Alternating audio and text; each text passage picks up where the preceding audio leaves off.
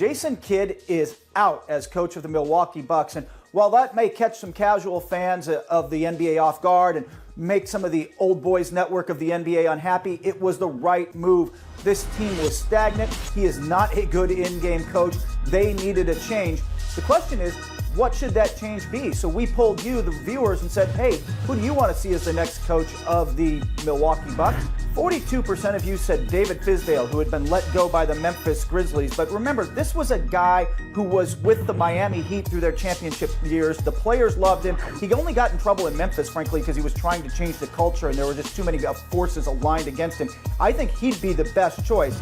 21% of you like Jeff Van Gundy. He definitely wants to get back into coaching. And 27% of you took the field, which is a good choice. There are going to be more names coming up. I mean, what if the Clippers move on from Doc Rivers, as is rumored? That would be a really solid choice to bring in there and somebody who could lift that team up as well. The Bucks are going to take their time with this decision. They are going to go with the interim coach through the end of the year and make their big search this summer, as it should be. They need to get this right. This is a team with the talent to be one of the best teams in the East. Jason Kidd couldn't lift them up there. Whoever the next coach is has to be able to.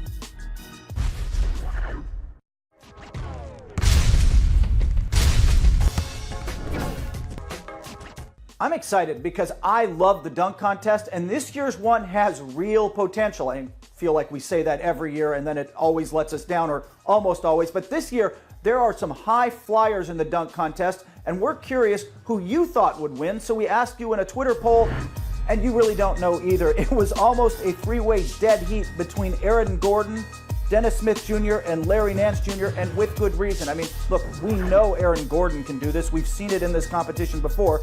Smith is crazy athletic and a high flyer. Nance has maybe had the best dunk of the year the last 2 years running. And by the way, he has the pedigree. His dad won the dunk contest, and we probably shouldn't sleep on Victor Oladipo. I mean, he is a distant fourth in the polling, but this is an all-star player who does know how to put on a show on the big stage. He could sneak up and win this whole thing.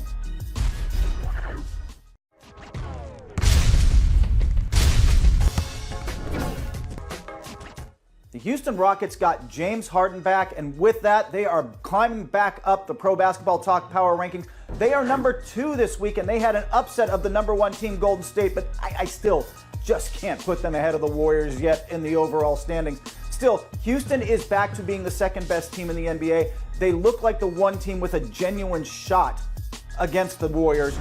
Aside that, there's some slides down the board. The Celtics have lost 4 in a row. They slide down to number 5, and the Cavaliers are basically in a free fall at this point, having lost 6 of 7. They look like an average to below average team with a lot of question marks. And one more interesting note at the bottom of the standings, it looked like Orlando was going to move out of the last place spot. I mean, they did upset the Celtics and the Timberwolves. Then on Tuesday night, they lost to the Sacramento Kings, the team that was going to slide into the last place slot. Sorry, Orlando fans, you're stuck there.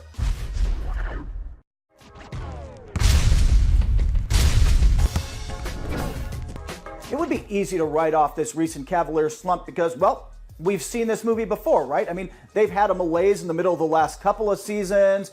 This team knows drama better than TNT. It's always following them around, going all the way back to when David Blatt was the coach and the players couldn't stand him.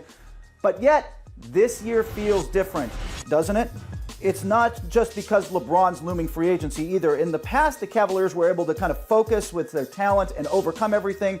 And this year, I don't know that they have the talent to do that, to glue it all back together. Look, they've lost 6 of 7, they've lost 10 of 13, and it's led to finger pointing in the locker room, a team meeting, rumors about Ty Lue's job security, and the front office is incredibly active right now at the trade deadline, trying to find somebody. And by the way, not trying to find somebody who can put them over the top with the Warriors, because I'm not sure that player is available. Rather, they just want players who can help them get out of the East, which is far from a sure thing. What makes this different this year? This defense is genuinely terrible. Second worst in the NBA and closing in on the Kings for the bottom spot the way they've played lately. They lack effort on that end, but even when they put the effort in, they lack quality defenders. Last season, LeBron and Kyrie Irving could overcome that with their offense.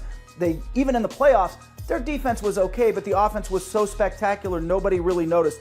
This year, the offense isn't quite as good, and the defense is worse, and it's a mess. Cleveland has real problems.